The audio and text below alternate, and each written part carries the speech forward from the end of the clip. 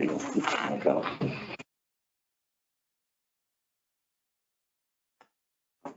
this time, I'll call the January 26, 2023 meeting to order for the Dickson County Commission. Would you please stand and join in the flag salute? Pledge allegiance to the flag of the United States of America and to the republic for which it stands, one nation, under God, indivisible, with liberty and justice for all. We do not have anything to add to the agenda, so I would move that we approve the agenda as printed. And I'll second it. We have the motion and second. Any discussion? All in favor say aye. Aye. Aye. Opposed? Motion carries. The consent agenda includes the minutes of the January 19th meeting, also prior year expenditures of $57,399.90, expenditures of $130,757.95, security wire of $3,600, a special hand check of $375. Move to approve the consent agenda. We have the motion and the second for approval of the consent agenda. Any discussion? All in favor say aye. Aye. Opposed? Motion carries. Did Craig second that? Oh, I thought I did, but I might have just said it under breath. Second it. Okay. Yeah. I- It's clarified, I didn't hear it. I second. Okay. Good clarification. Let's go back and look at the replay. That's right. Through the flag. Okay. So we did have the motion and the second and unanimous for that approval. Commission comments, Ron. No comment. Craig. Yeah, I attended a KAC board meeting yesterday morning for the local county government day yesterday. The LDTR, or whatever they call it. LAVTR. Oh, yeah, whatever. Yeah, you said it right there. There's a new call for some way to have the state pick up that money, and I think it's going to be about 108 million. Mhm. The counties will get 60 million, the city 58 million, somewhere in there. Right. I should have. That had been rescinded back in 2004, I think is what they told us. Yeah. And so it did kind of hit the budgets of municipalities and counties in a very abrupt way. I mean, it just happened. And then, of course, the way the economy followed, you know, in some of the following years in 2008 and so on, it never was discussed as being reinstated. But now there is some discussion along those lines. Yeah, and the appraisers, and this came from, I don't know, Jay or whatever, but 21 of the largest counties are out of compliance for appraisal. They're undervalued. Right. And so that's going to be there's some talk now about changing the value of one from 11.5 to 9%, what that would cost the counties, or where would you make that money up? Because it's going to be the legislature is going to look good doing it, but where are we going to get the money to fill that void to provide the services that we have? Right. That's a reduction of 11.5% on residential properties down to 9% is what they're looking at. Yes. Yeah, they said the amount it raised or get back, but I don't remember for sure. So, and I don't want to, our legislatures mean well, if they talk about and the one gentleman who was there last night did say that federal government, the state has problems with them coming down an unfunded mandate. And he feels like the state is giving counties unfunded mandates, which they are. And they are. That's all I have. So I think something later. Okay. And you know, one of the unfunded mandates, it was funded last year, but the RNR, revenue neutral rate was, there was a reimbursement. Now there is some discussion, if that continues, that there could be a bill introduced that also would put that in place for the next year, rather than have the counties have to pay for that. And of course, if it was something that it was a city initiative or some other group, they would pay for it, but still extra work for the county clerk. Then the county clerk has to, you know, come up with that information to get that reimbursement. And so that was certainly a concern. the KAC meeting was held along with the League of Kansas Municipalities, LKM. And that was in the afternoon, but in the morning, Marcus Rothschild and Janelle and I were there at the State House, the Capitol. And then also we had the interim city manager for Harrington and one of their commissioners. And we had an appointment that was set up with Representative Scott Hill. Very receptive, wants to hear, about some of the things that we're taking that are issues for us or concerns. Having said all that, he, along with other legislators, are new, and they're just have their committee assignments, and they're getting informational meetings. And so, there's a lot on their plate at the very start. But we also had a chance to visit with a few other senators that are on the taxation committee, and mentioned our special tax. Do you want to mention anything about that, Janelle? Or It is a tax that we have asked Senator Clays, a quarter-cent sales tax that we've asked Senator Clays to introduce a bill for, and that would be for our public safety project, which would include the communications, and that's the primary focus of this. And we met with Senator Reddy, and she was very interested and very appreciative of the information and willing to support it. So, and Senator Clays has been as well. I'm waiting for the hearing date that we can present the information. And what they do is they consolidate our request along with some other counties or cities or special initiatives. So they could have all of that together and it only would give, for example, our county the ability to place it on the ballot, where then the citizens, the voters here in Dixon County would have opportunity to vote on that particular issue. So it's not something that the state is expending any extra money. We would not be doing that. It's just a matter of being able to put it on the ballot. But we did have a chance, to visit with a few of the others, and we sat in on a hearing, which was kind of interesting, on something they want to do on the state grounds. And it's interesting to see the process. There were a lot of students there at the Capitol, and happened to observe there was a group from Solomon High School. Solomon, and I think Lynette Hill was meeting up with them to help kind of facilitate that. But there were other students from throughout the state. So it's a good educational opportunity, but a lot going on that's going to impact all of us in the state of Kansas. So You have something I just thought of. I didn't write it down or anything, Lynn. Annual conference down there. What do you think that meal cost us per head with Secretary of Transportation? How much each plate cost? do you know? Yeah, $52. Okay. $52, okay, wow. Yeah. What, gold plates, Well, it was good. tenderloin and. There. Yeah, I mean, that's just how much, and the expense for the convention, if it wouldn't have been for the sponsorships, the cost from last year to this year was up almost $50,000. Wow, okay. And some of that is they try to set it off with sponsorships, and yet those people are all facing expenses. And as you mentioned, what that is per plate, whenever we have a meeting at an annual convention, it is very specific. It cannot be catered in, it cannot be brought in.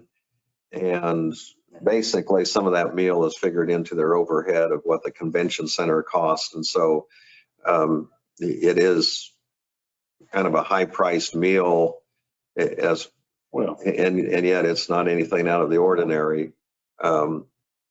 And having said that, though, I'm sure it's the same, but when I was on the KAC board, they try to figure that as exact as they can and consider the fact that the timing of when that is in the convention, that Time of the year. maybe 10% of the people have checked out and already left and so on. They never ran out of food. But they also make a point not to be buying plated dinners that are that are going to go unused or such. But Well, and you free to drink coffee, that's dang expensive. is the coffee expensive? I don't know, I consider $25 a gallon pretty expensive. Yes. So gas is a lot less expensive than coffee. Is that? So it's all relative. Well, and you know, they had mentioned that even, I think one year we left off the canned pop because between sessions, Mhm. there was an area you could go in there and get the canned pop. Well, you'd think, well, I mean, really, what difference does that make? I mean, everybody, you know, knows what pop costs at a grocery store, but when it's down there, it's like $4 a can or something like that. I mean, it was, and so we just said, no, we don't need it. Well, I said that about coffee, I guess, Mhm. several years ago, and that didn't go over well with convention Mhm. participants. Oh, okay. Probably hot chocolate would be more. So, okay, so Yeah. but anyway, Off track. we've kind of, gone on a rabbit trail here on our public comments, but also earlier this morning, I did attend a meeting, Military Affairs Council at Junction City. And on this particular one, they had the garrison commander talk about the things that were going on in Fort Riley. And Ron, can I borrow that? I know that this probably won't show up, but I went ahead and took a picture and made a copy of it. And they actually referred to it as their wood duck copy, because it's an outline of some of the area surrounding Fort Riley.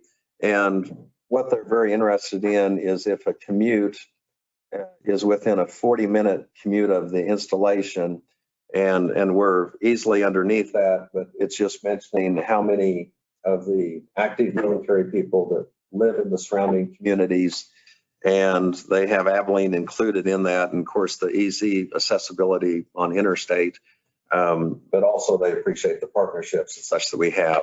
And also at this meeting, they had Alex Tyson, what? I should remember his name, but anyway, he's the commission chairman over in Geary County. Oh, no, he's not chairman now. Last year was. Yeah, last year, yeah. And so anyway, he was the one that got to give the presentation. So, Actually, the chairman. so I should remember that. So if a presentation comes up, Craig can take care of it for the county. And then also Alan Dinkle spoke about some of the challenges they have there in Junction City and some of the growth opportunities and so on. But it is a good partnership because it does expand and swell out from just the Fort Riley Junction City area to surrounding communities. And you know, a lot of people live over in the Chapman area and part of the Chapman School District. And so anyway, it's a benefit we have there. Are there any other comments? This would be opportunity for public comment if there is anyone listening. And I do apologize. We had our webinar somehow got canceled and went offline. We do have these sessions recorded. And so there is opportunities to see that. And then I appreciate Kathy Hageman being here from the Reflector Chronicle to provide coverage and information on our meetings. I don't believe we have any public comment. We'll go to the reports of county officers. Janelle.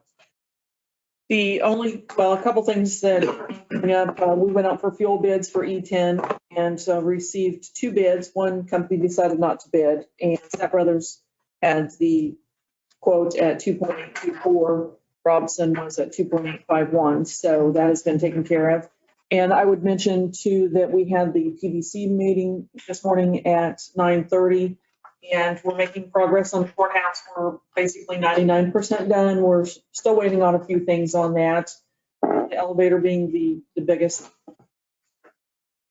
project, the longest project with this. So hopefully we'll have some good news here in the next month or so and get some of these things completed. So that is actually all I have today. Okay.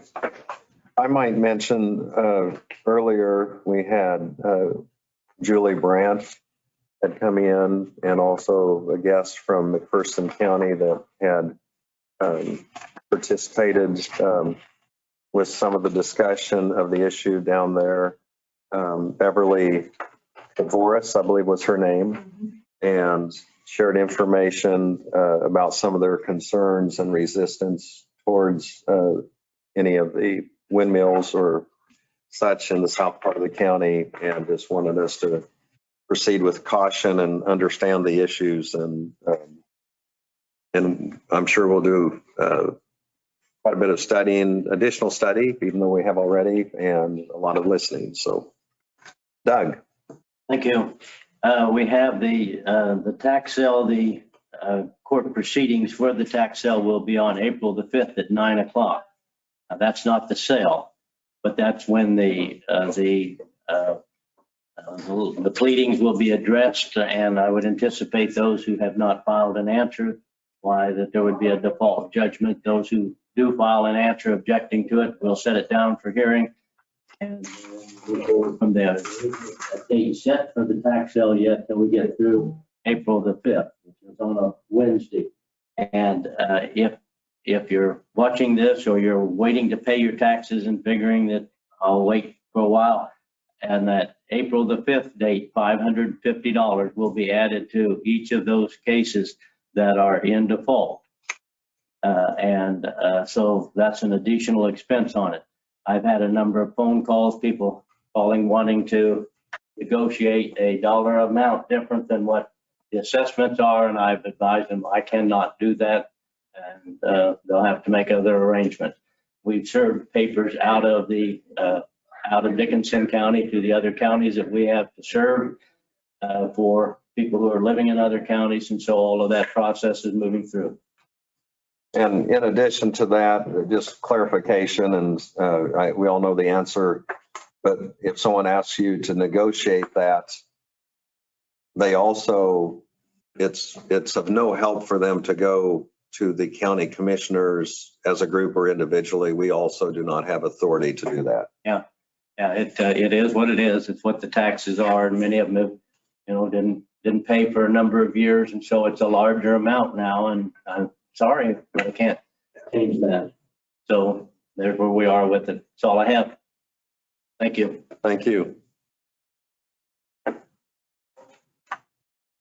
this time, we'll go to notices and communications. Also, the information we received this morning at our meetings, I think they gave us a card with a website that we could scan and so on. But if they want a copy of that report, they could, someone could come here and request it because we received it, so it's public record.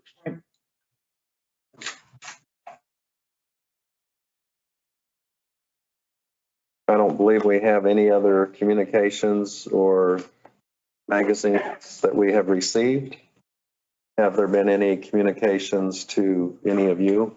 I just got the deal from Rhonda earlier in the meeting about the being offline. Okay. So we'll move ahead. We do not have any resolutions under unfinished business. We have to consider bids for spray foam insulation. This is on the highway department shop. And Janelle?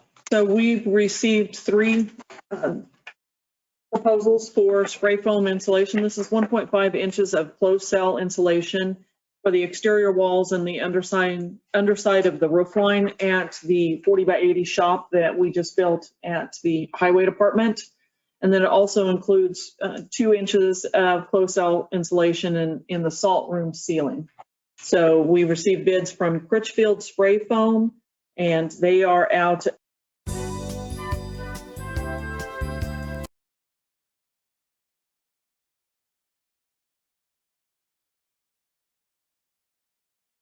Is there opportunity to put a commercial in when we do these? Maybe we should.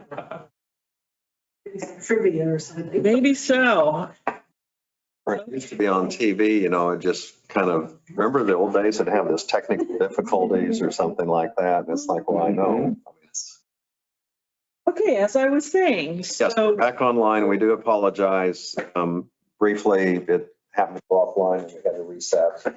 So Janelle has done that, and we'll continue with our report. This is on the bids for the spray foam insulation on the highway department. Right, so let me just start again, just to be safe. This is for the 40 by 80 shop and salt shed at the highway department. 1.5 inches of closed cell insulation for the exterior walls and the underside of the roof line, and 2 inches of closed cell insulation in the salt room ceiling. We received bids from 3 vendors, and the first one is from Critchfield Spray Foam, and they are out of Waterville, Kansas at $16,300. The next bid was from H&H Spray Foam Insulation LLC, and they are out of Abilene, and that was $18,150. And the third one is from Midwest Spray Foam out of Tesket. They are $16,000. And after reviewing the bids, Martin and I decided that, are recommending the bid from Critchfield Spray Foam. The one company, Midwest, is asking for 75% upfront before they start the project. And we felt that that was not the best way to move forward with this. A couple questions that came up during the meeting was if the power has been installed in the building, and that will go in after the spray foam is completed. And part of the bid includes that they would scrape off the beams and make a smooth surface, and that's where the conduit would be installed in this project. So, and this will be paid out of the highway department operating budget under the building maintenance. And if you recall, when we went out for bid to begin with on the project, we did not include the spray foam that was pulled, or the insulation that was pulled out because of the cost. We've come back in with spray foam, and that was a significant reduction in the project. So. Let me ask you this, Janelle, and be picky here. Mhm. What RFP did we give them? Did you, It was an email that was sent out requesting a spray foam insulation. just that? Just that. That's all it was. Spray foam insulation and then the roof line. By 80, I mean, the size of the building, Size of the building is size of the, the salt shed. yeah, okay. Yes, yes. So do they typically come out and inspect it, or to They did come out. have opportunity, but Yes, yes. They did come out and take a look at it. I guess. I think I'm going to approve this and stuff, but I'd like to see more detail put into what our bids are going to be, Right. you know. I mean, it's, you know, what they put back was just minimum new 40 by 80, stuff like that. You know, it doesn't say anything about scraping it off, cleaning it. Right. You know, that's all hearsay in my opinion. You know, if they don't do it, then what's in the contract? Right. I will make sure that we have that included in that. Yeah, see, the one here, you scrape all Mhm. off beams and it doesn't have it on the one we're accepting. Right. But after we received the bid for clarification, we did get clarification that they would do that. Yes. But it's helpful to get it in advance and In writing. and we want to make sure it's a level playing field. Mhm. The staff is recommending Critchfield Spray Foam. Is there a motion for acceptance of that or any of the other three? I mean, we staff recommendation.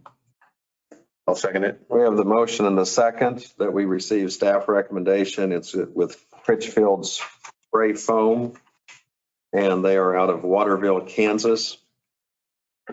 And this is for applying the closed cell insulation on the exterior walls and the underside of the roof line.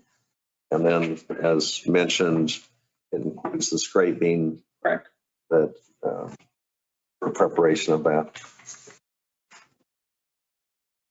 Any other discussion? All in favor, say aye. Aye. Opposed? Motion carries.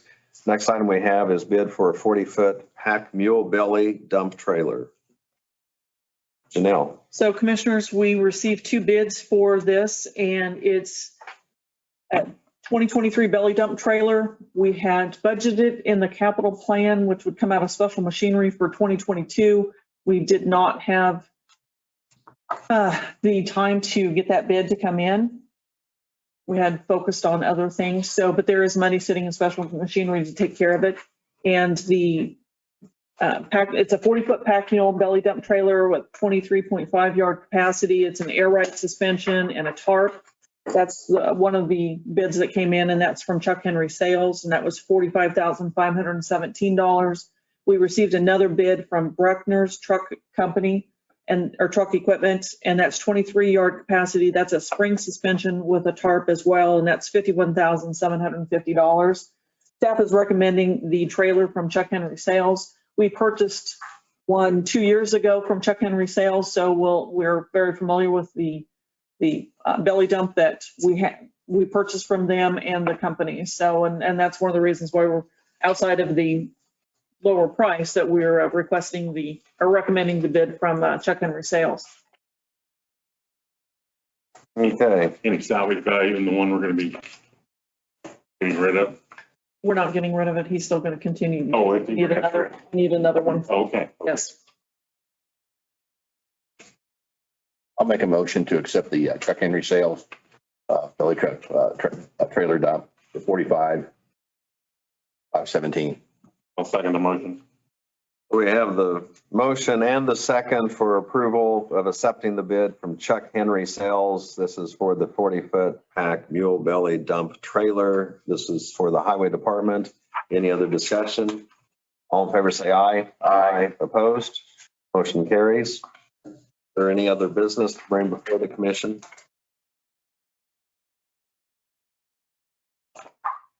I would move that we adjourn. I'll second it. We have the motion and second to adjourn. Any discussion?